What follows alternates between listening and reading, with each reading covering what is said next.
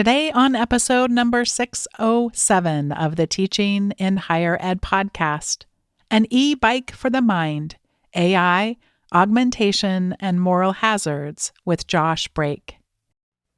Produced by Innovate Learning, maximizing human potential.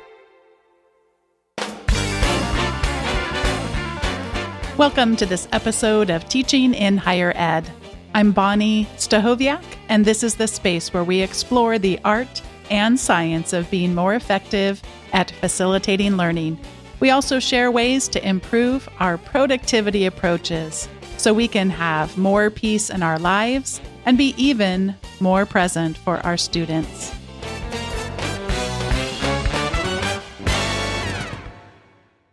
In today's episode, I welcome Josh Brake to Teaching in Higher Ed. Josh is an associate professor of engineering at Harvey Mudd College, where he teaches digital electronics, embedded systems, and optics. Beyond the classroom, he writes The Absent-Minded Professor, a weekly newsletter exploring the intersection of technology, education, and human flourishing. We begin with a memorable bike ride into the San Gabriel Mountains and use it as a metaphor for our relationship with AI. Together, we explore what artificial intelligence amplifies, what it may quietly amputate, and how asking better questions, often with the help of one another, can guide us through the moral hazards closer than we might realize. Josh Brake, welcome to Teaching in Higher Ed. Thanks so much, Bonnie. It's really a pleasure to be here. In early January, I got a chance to keynote for the Lilly conference in San Diego, and it was so fun seeing people. And they always tell me where they listen to the podcast. So I get to go for hikes with people. I get to wash dishes with people. There's a lot of laundry being done. But you're going to take us on a little bit of an adventure of our own. So anyone listening who's maybe not exercising right now, I don't know if it works this way, Josh, but can you take us on a bike ride and we actually get to burn calories with you, or does the science not work that way? Yeah, I don't know that I'll be able to take you on a bike ride, but I'll tell you a story of a bike ride. All right. And so when I was doing my PhD at Caltech in Pasadena, one of the things that I got into during my time there was riding my bike. There's a lot of great spots to ride in Southern California, really, generally speaking. But around Pasadena, I do laps around the Rose Bowl, which was super fun. And then if you go just west of the Rose Bowl, so the Rose Bowl is in this kind of beautiful spot, right, where you're just to the south of the San Gabriel Mountains. And so you have this beautiful view up of the San Gabriels. And just to the west of the Rose Bowl, there's a nice spot where you get to do a little bit of climbing. So cyclists are all slightly masochistic at heart, I think. And so you always want to put in a hard effort and climb hills. And so whenever I'd want to get out of the bowl, which is relatively flat, I would go up to the west into La Cañada. And there's these beautiful kind of side streets and neighborhoods with unbelievable mansions up there. And as you go, you can kind of wind your way up. There's two different ways to go. You can either go up the back way, which is a little bit of a narrower incline. So it's not quite as steep to go up the back way. You can kind of get a little shallower incline to get up. And then you get to kind of come down Lida Avenue, which is you just come flying down because it's really pretty steep and fun. Or you could go that way and then come down the really steep part, or you can go up the steep part. And so every once in a while, you just got to mix it up, go one direction or the other. But I just remember this day where I was climbing up the steep way. I decided for whatever reason to go up the steep way, and it's just really cranking. Like you get your heart rate up and you're pushing as hard as you can. You're getting out of the saddle, trying to get to the top. And there's this really great payoff at the top where it just opens up to this beautiful view of the San Gabriel Mountains. And something, somehow made better by the fact that you're really cranking to get up there. And I just remember cranking away hard, like heart rate probably at like 160 or something like that, like really getting into it. And I just had like these two older women just past me, kind of cruising by up the mountain.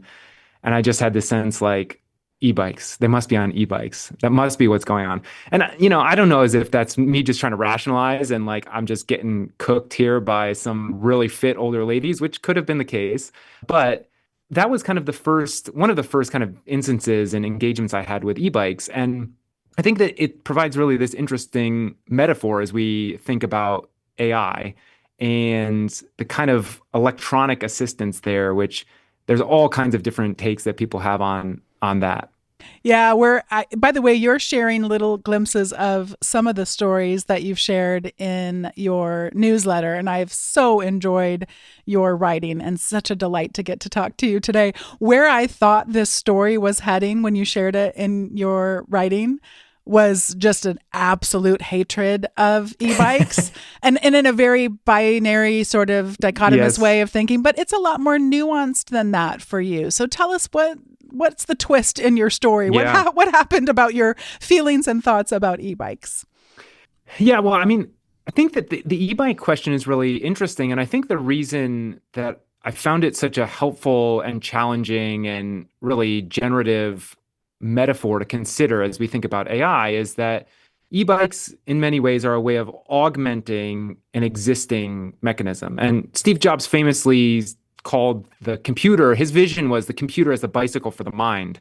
And it's really a beautiful metaphor because he has this plot, and if you go and you look, there's this paper where they plotted essentially the efficiency with which locomotion happens on the vertical axis, and they put the mass of the transportation method on the horizontal axis.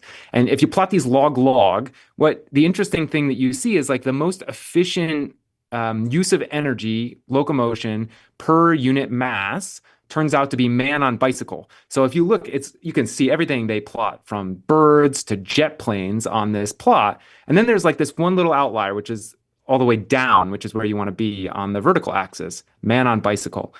And Jobs was inspired by this in thinking about the way that a computer can be used in the same way as a bicycle actually allows you to more efficiently be able to move from place to place as opposed to driving a car or walking. It's obviously faster than walking. To use the bicycle as a way to extend our human capacity. And I think the special thing about bicycles, at least in their non-electronic versions, is that they're totally human powered. So it's all based on the energy that you put in, and it's just transforming that energy to make you more efficient and be able to move faster. The kind of interesting thing with e-bikes then is you add this additional piece in here, which is you have electronic energy. You got a battery on there that's going to help you to be able to move. And there's this kind of question I think we have to wrestle with, which is in what ways is the e-bike actually helping to extend or augment our capacity? And in what ways is it taking that, kind of removing the need for us to actually put effort in? And so kind of the turning point for me in all of this, right, is I had that first experience with e-bikes. And then I was reminded of that because then I crossed over to the dark side or the light side, depending on how you look at it, and got an e-bike earlier this year. And I think as I was tooling around town on my e-bike, I got a cargo e-bike, which is great. So I can put my two older kids on the back. And then if I'm really looking to get everybody going out, I have a bike trailer, which I'll put the baby in the back. So all three of us can get around town as we're going around on the bike. But I think one of the things I recognize, which really connected back to that original question, experience of riding and seeing what I think were these older women on e-bikes coming past me, was that when you have something like an e-bike, that augmentation can be used in a variety of different ways. So it can be used to actually extend your capacity. So you could think about, let's say, for example, those women, that is a really amazing bike ride to be out in nature and be able to get up to the top. And like I said, it's this beautiful view from the top of this to see the San Gabriels from that spot. And if they didn't have e-bikes, it's very possible that they wouldn't be able to actually experience that on a bike, right? To be out and going up there. Maybe the only way you could experience it is by driving up there. But the e-bike actually, in some way, opened them up to be able to experience that and have that experience on the bike. And I think in the same way that my own e-bike experience this year, there's so many places now that I can get around town with my kids that I just wouldn't be able to do on an e-bike, or I'd have to take the car, have to put them in the car. But if you have an e-bike now, this makes it actually feasible for you to be able to get around town and not have to drive as much. So I think as we think about AI and we think about technology and computers, there's this way of thinking about the augmentation aspect that I think is we often just jump to this conclusion that it's just allowing us to do new things. But I think there's also a way where it can actually offer us a way to replace the way we are currently doing things and be able to reclaim and repair something. So yeah, so I think it's complicated. The other thing I'll say about the e-bikes that I think is an interesting thing is this gets a little bit into the nitty-gritty, but if you think about there's multiple different ways to ride an e-bike. You have the class 1, class 2, class 3, there's a variety of classes, and they're classified based on, among other things, whether or not they have a throttle or if they're just pedal assist. And I think there's a real lesson there as we think about how we design and use our AI tools. And one kind of framing question that I've been thinking about is, am I using this as a pedal assist? Like, in other words, is it responding to the amount of effort that I put in, or am I just pushing down a button and having it go? Like, does it require effort? Does it require me to actually be engaged? And I think that's the place where like that sort of line can help us to distinguish between what are potentially beneficial uses that can be for our flourishing and then the uses that I think can take us in directions where we might not want to go. I'm so glad that you brought up that distinction at the end there.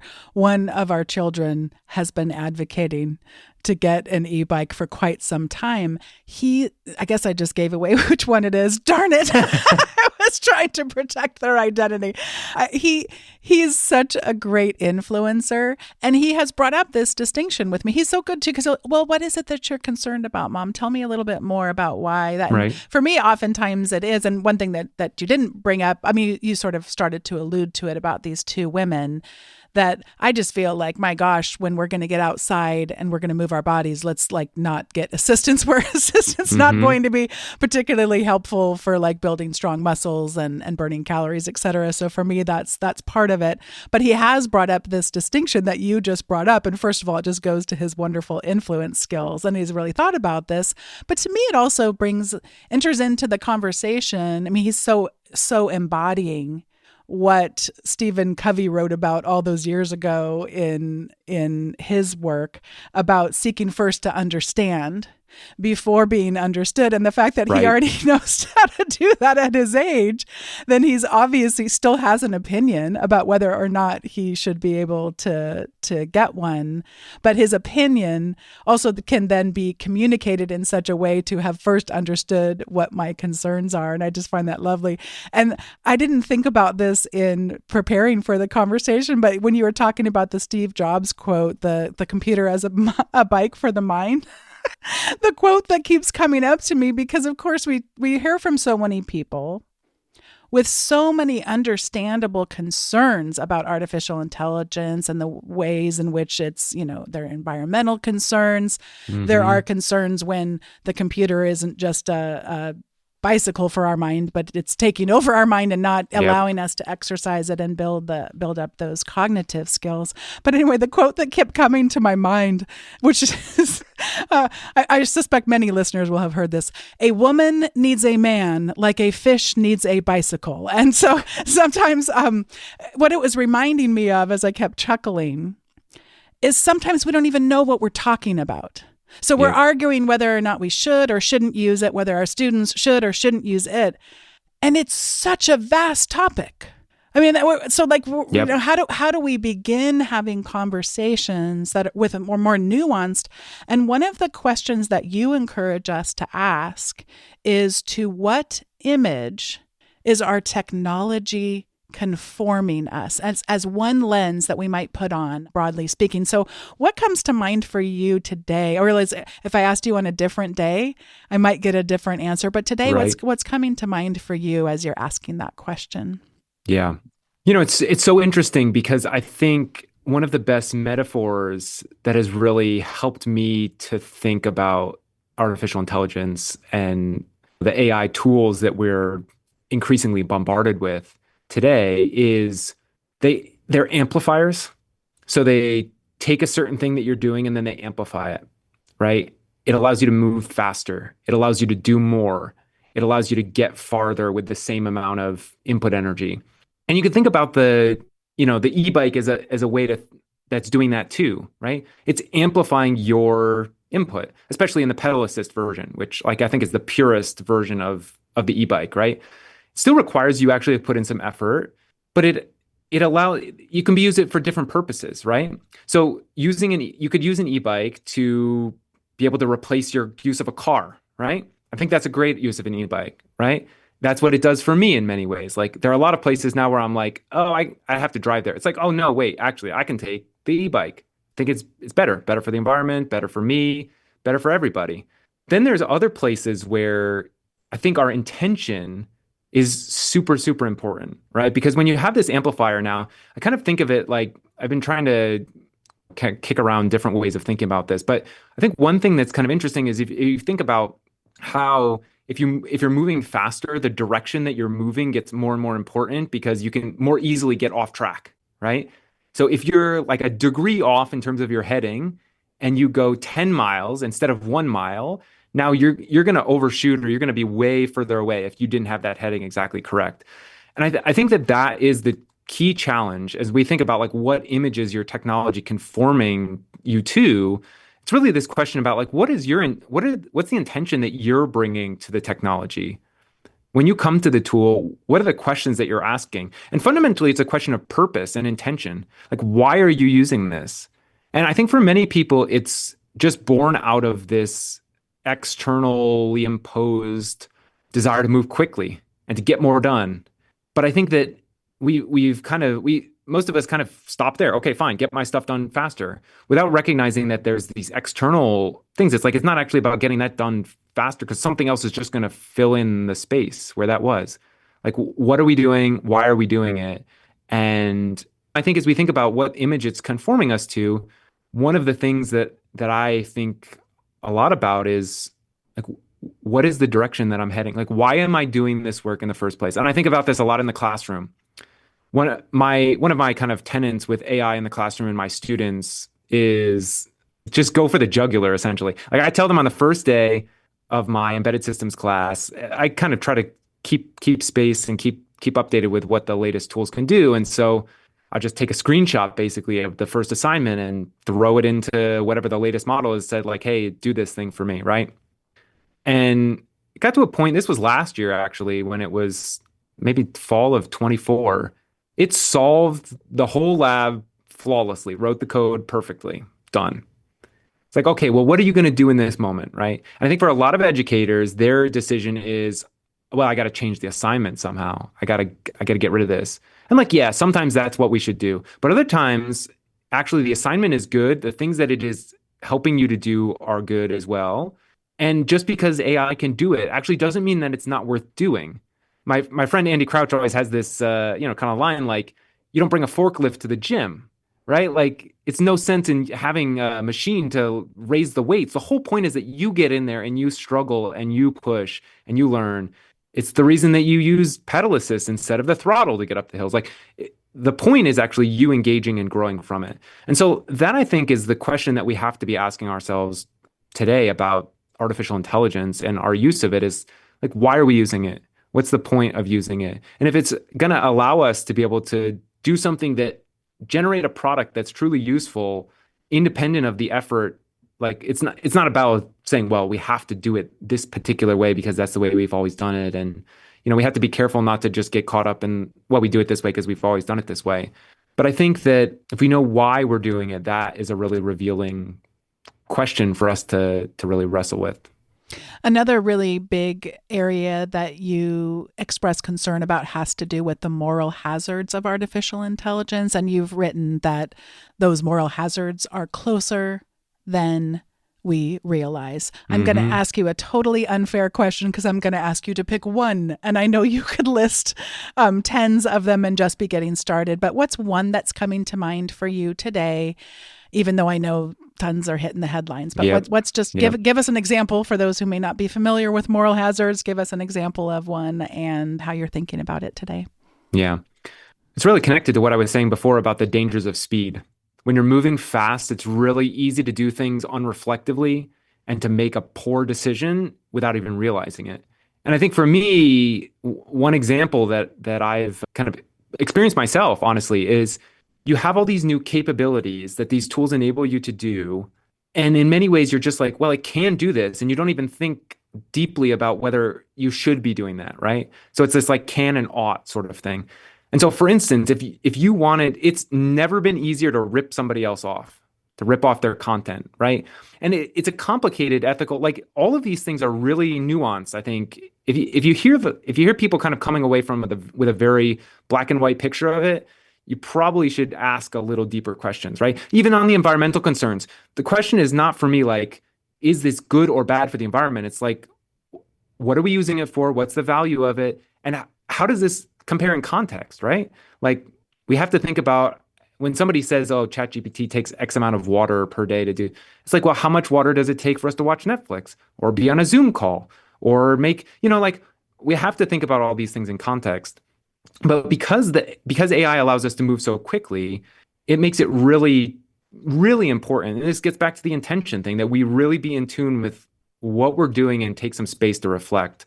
As we think about like software products, AI coding, I think, is the kind of the vanguard in many ways of where the tools are being applied. And a lot of times when you're trying to build out an app or a new idea, like you'll try out a bunch of them and you'll be like, this doesn't quite fit what I want. You tried a bunch of different ones. You're like, oh. And nowadays, kind of the move is like, okay, well, you can try them out. You could try to find one that fits all your needs, but like maybe you just build your own because you can just do that. It's faster.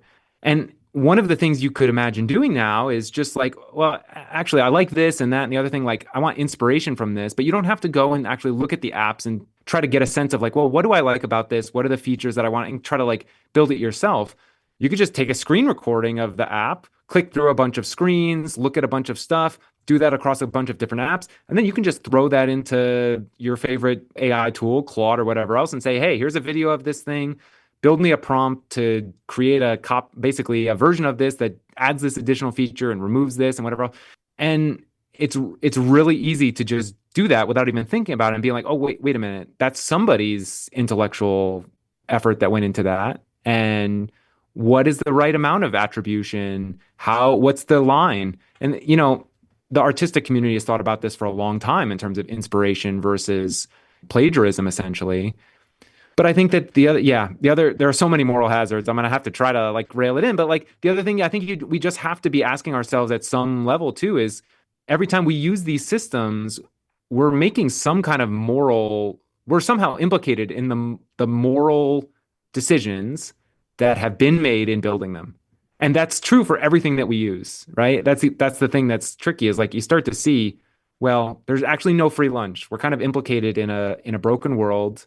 But we have to answer these kind of questions like where is the line? What's too much? How do we think about, dealing with those questions? I so appreciate that. You're reminding me so much. Maybe it's all the talk early about bicycles and me thinking about conversations with our kids in terms of I have decided in the last, I guess, year and a half or so not to shop at a particular store. And I'm always try to explain to the kids like that, I have decided to do that. It is one small thing. And we shop at other stores and particularly online stores. And I know that there are some ethical concerns I have there too. I mean, so it's, the world is big. There are so many problems that are out there. So I think as human beings, the goal would be that we are living out our values while also recognizing that there are more systemic things at play. But not wanting to do nothing. So it's kind of that wrestling that we do. Right. And you offer for us a glimmer of hope and some sort of an antidote against these issues that go to the core of our integrity and who we are. What have you found to be the greatest resource for you for working against these? Yeah, man, I think the best thing is other people who you are willing to give visibility into the decisions that you're making and the things that you're doing. And you have to actually give them the permission, and you may actually have to explicitly ask them to be able to critique and speak into what you're doing. Because a blind spot is a blind spot for a reason. You can't see it, right?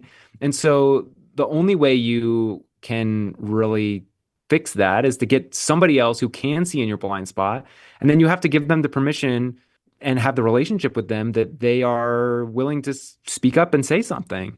And so I think that's what's been helpful for me in some of these, like I'll be sharing these different things and have somebody, well, hey, what did you think about this or that, or like, well, what's the right? And that's where I think the real conversations and decisions have to get kind of ironed out, because there is no black and white in so many of these instances. It's shades of gray, and it's trying to decide, like, what are my values in this space?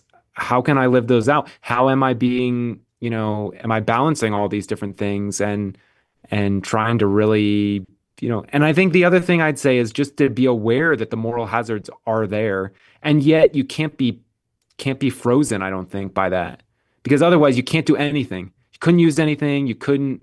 It's like everything has a cost associated with it, and so you have to come up with it's a fundamentally almost a philosophical stance on what you believe and why, and how do you walk in that in complex situations.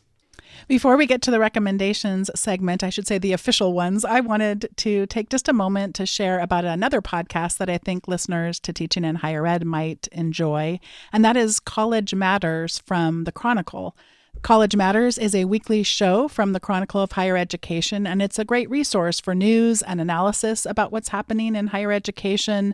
You'll hear discussions with some of the Chronicle journalists that offer perspectives on what's going on with the current administration in the United States, insights about how faculty and students are adapting to technological changes, and a few episodes that might be particularly interesting to our listeners would be ones about students and how they're trying to use artificial intelligence in ethical ways.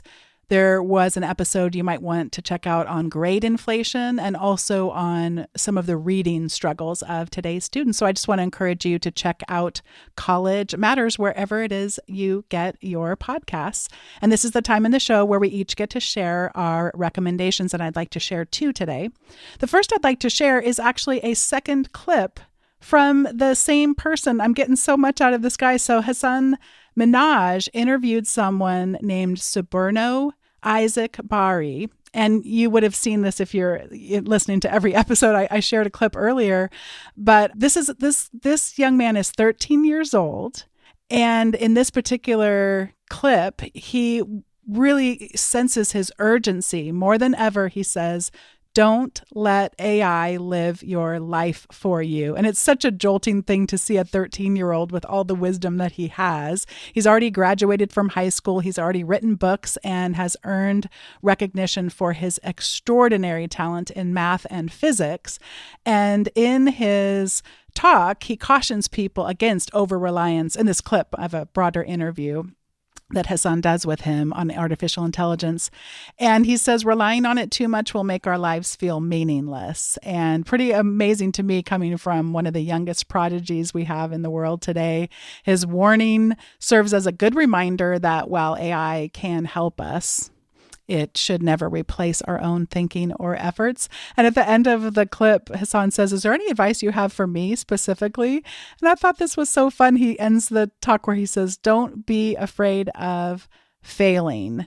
And he says, just keep going, and really just was so encouraging. And it feels like he's talking directly to you, even though in this case he's answering Hassan's question. It's so fun talking about staying curious too. So it's just a lovely clip, a couple minutes. I think it would brighten your day and be enjoyable for you to watch.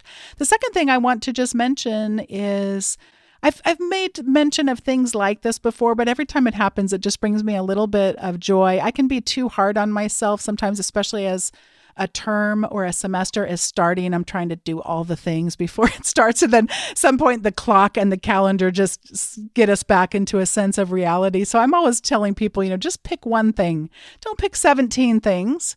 Pick one thing. So I was taking my own medicine recently, and I have this open textbook, which I've both written and also curated for business ethics students. And I enjoy putting clips in there from popular media. So the students, in this particular case, this is very early in the book. It's very early in the class. And it's interesting, Josh, because it connects to something you said earlier, just about I'm trying to get them, first of all, to realize that in this particular case, there are ethics, the study of what, the right thing to do is. So before we can even get into the grays, they watch a clip from this television show called The Good Place. And if you're not familiar with The Good Place, I have recommended it on the show before, but the the characters earn a certain amount of points in order to get into the good place. So it looks at kind of one's faith and what happens to us based on a very transactional way of looking at things. And so anyway, the students would have just in this textbook watched a clip from The Good Place. And then the next part of the book is sort of unpacking some other definitions too. So definitions of ethics, definitions of business ethics. And here's my advice to you today. If there's something that students get confused on, that's a great opportunity to do something interactive rather than them, having to read a bunch of paragraphs that are pretty dense about something they already didn't understand. And from the past times when you've taught it, it's been hard for them to understand. And so in this case, the problem was they often don't understand that something could be, so the definitions is like, it could be ethical, unethical. It could be legal or illegal, and they often don't see how these pairings work. How could something be ethical but illegal? Or how could something be unethical but legal? And so rather than, again, having them go through a dense set of paragraphs, I already knew that they had some confusion here. I decided to make a game. And one of the things that I'm learning about artificial intelligence is that we don't just want to go to whatever tool of choice it is you're using. In this particular instance, I was using Google Gemini. So I don't want to just go to whatever tool it is and say, make me a game, make the game based on the television show, whatever, and come up with some different scenarios because it's too many steps at one time.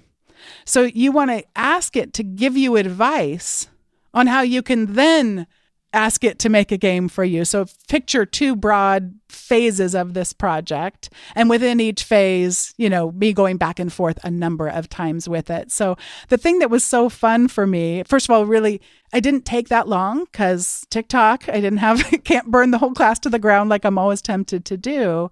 But just getting better at this interactive aspect of it. When I went to play the game, the first thing I was presented with was an emoji of a blonde woman, which I don't know, did it make the emoji because I happen to be a blonde white woman in this case? Or did that just happen to be the one it picked? I would have no way of knowing. But I thought, it'd be fun for it actually to be some of the characters from the show. That would be a fun thing, but it didn't actually use the names of the characters from the show. But if you watched it, you would know that Eleanor, one of the characters, loves shrimp. And if you didn't know that Eleanor loves shrimp, it's still funny because the first screen that in the iteration I asked it to do was let the person pick the emoji that they want to play as. And then I kind of twisted it up a little bit where I was like, well, winning doesn't have to be getting the most points. Maybe winning for them is getting the least amount of points. So I just had fun with kind of how to make it a little bit more playful, while at the same time helping people understand what's something that's normally confusing early on to the class. So my second recommendation is pick one topic. Pick a concept. Pick something that your students frequently get confused on or have trouble with, and try this two-phrased approach to making some kind of a game. And in this particular instance, what it did, by the way, what it produced for me was a file that I just saved as a HTML file. It's basically like a line of code. I can sort of read HTML in that I know it has starting things and this means this is ending, but I'm not by any means an expert at it. But I was able to just upload that to I have an account, a free account on GitHub, which is a place where you can store things and store different versions of things. And before I knew it, I was up there and running and had a fun game to play. So if you do end up, by the way, I'll put a link to my game if you want to play it. And if you end up coming up with a game, I would love to see yours. It'd be fun to explore some topics maybe that students get confused on in your class as well. So Josh, I'm going to pass it over to you for whatever you'd like to recommend. And if you have any advice for people who want to play with that too, feel free to comment before you share your recommendations too. Great. Yeah, I have a couple of recommendations. I'll start with a book and an author, a woman named Ursula Franklin, who is one of my heroes. She was a Canadian physicist, and she gave a set of the CBC Massey lectures back in 1989 that are truly fabulous. So there's many cool things about these, but she was a physicist, a metallurgist, and she was a critic of technology too, and really a critiquer of technology necessarily than a critic of technology. She used technology all the time in her scientific work.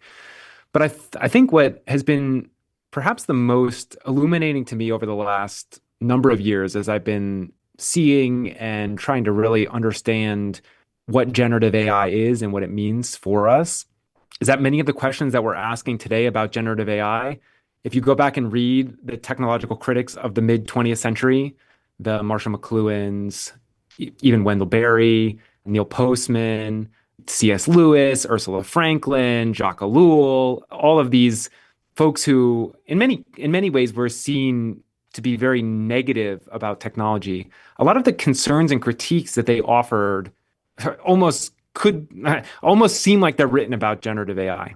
And Ursula Franklin, in particular, I think is a wonderful gateway to these thinkers and their kind of general frames of thought.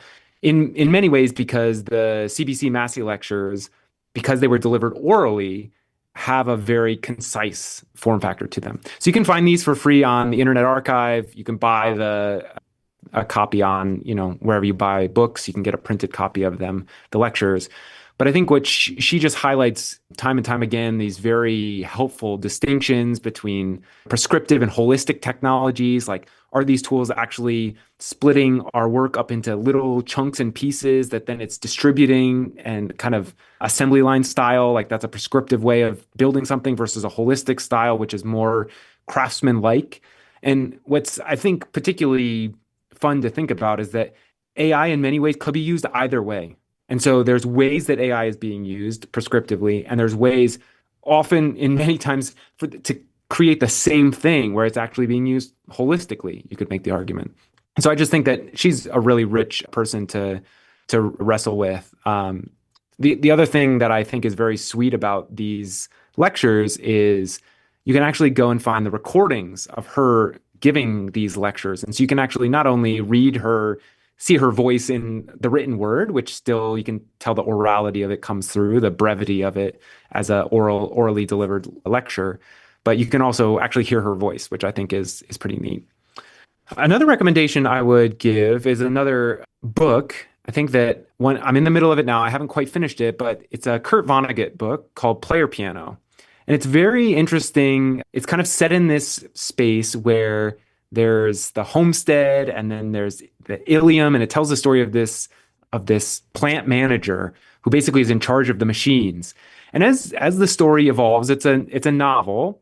As the story evolves, you start to get more and more of a sense of what I think I would describe as a deep spiritual struggle that the main protagonist has with this increasing machinery, right? Just taking over. And you see through the vignettes and the stories that Vonnegut tells the way that increasingly the work that humans have been doing actually gets taken and a machine does it. And then the human who used to do that now is essentially has lost this work. And I think it's an interesting, again, I think he wrote it in the late 20th century, so before AI, but like certainly in the kind of this era where we're starting to think about the mechanization of things.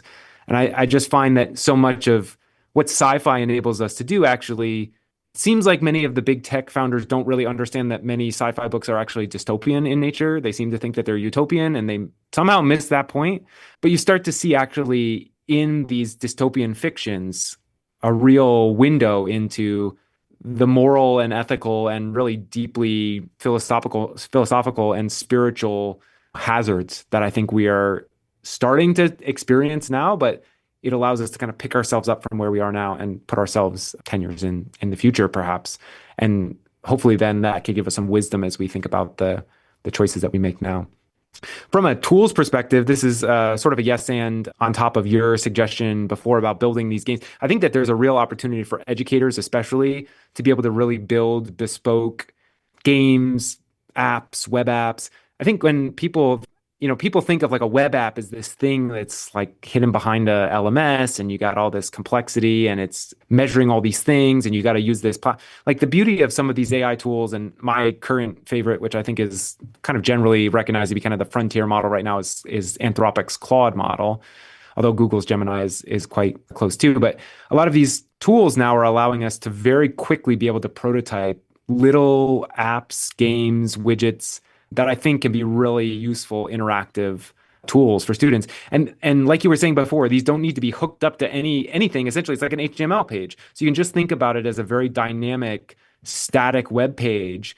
And the beauty of it is that you have the ability, by just writing text about what you're doing in class, or even putting in some of the content that you're dealing with or you're thinking about, to actually tune it to the types of things that you want your students to engage with or wrestle with that they might be struggling with. So Claude Code has become an kind of indispensable tool for me in my own work, and I think that many in academia have likely not played around with it. But I think it's important for a couple of reasons. One is that it can do things for you. I think that can be very helpful in putting you in a position where you can really be able to curate relationships with your students. And it also gives you, I think, a taste of where the current capability of these tools are. And my sense in talking to many colleagues is that, in general, academics' understanding of what the current capability of AI tools is very out of date. And I think it's a dangerous thing to be in that space and not have a sense of what the tools can do, both for good and ill. Maybe the last recommendation I'll give, just to circle back, is try out an e-bike. They're quite fun. And cargo e-bikes, it's pretty safe to say a cargo e-bike has really changed my life in this last year since getting one. It's super fun. I think I probably have reached the capacity now. This last weekend, I had my son's soccer stuff on there, his baseball tryouts, which were right after the soccer. I had the two kids on the back. I didn't have the wagon this time, but like, you could hitch that up too. And they're just a great deal of fun. And I think in kind of the mode of allowing you to do something that you might not be able to do, e-bikes are a great way. If you have a friend who's an avid cyclist that you can't quite keep up with, but you want to hang out with, you might just need a little electronic assist to augment your ability, and then you can go on a ride. So they're great. Well, I want to mention to people that two things. One is go to the show notes or subscribe to the updates so you can get what I'm about to share in automatically without having to remember. But in the show notes, I have 1, 2, 3, 4, 5, 6 different articles that Josh has written. And I could have kept going. I mean, I literally, I'm a voracious bookmarker, digital bookmarker, and let's just say there are many, many, many articles tagged. So I at some point just had to kind of pick some of my favorites. But I suggest that you subscribe so that you can get all the goodness when he releases new. By the way, I just discovered this. You have quite a streak going for yourself as well for writing. It seems like that's something that motivates you. How often do you post, and how long has it been? I started it in 2022, having really no idea of where it would go, and then have been trying to keep a weekly cadence. I just recently had the kind of longest break that I had, which was like a couple weeks where I didn't post anything at the end of the year. But other than that, it's been once a week since 2022, pretty regularly. So yeah.